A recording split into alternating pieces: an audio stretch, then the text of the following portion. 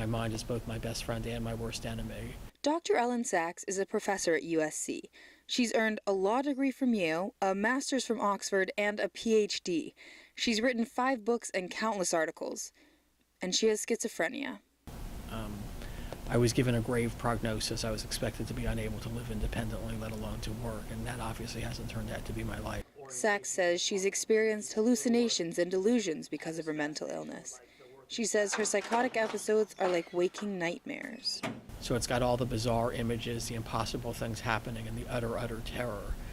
But with a nightmare, you sit up in bed and open your eyes and it all goes away, and no such luck with a psychotic episode. Sachs says she's able to manage her symptoms with medication and therapy. She says living with schizophrenia has helped inform her research on mental illness and the law, and helps her mentor students here at the Gould School of Law on how to cope with their own mental illnesses.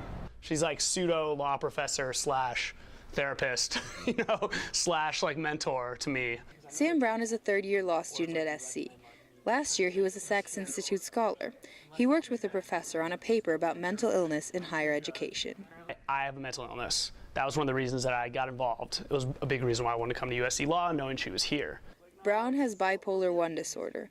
He says he was afraid to tell his friends and colleagues, but after a year of working with Professor Sachs, he went public with it at a conference. The reason I'm up here with this distinguished panel, Steve already gave away, is that when I was 18 years old, I was diagnosed with bipolar 1.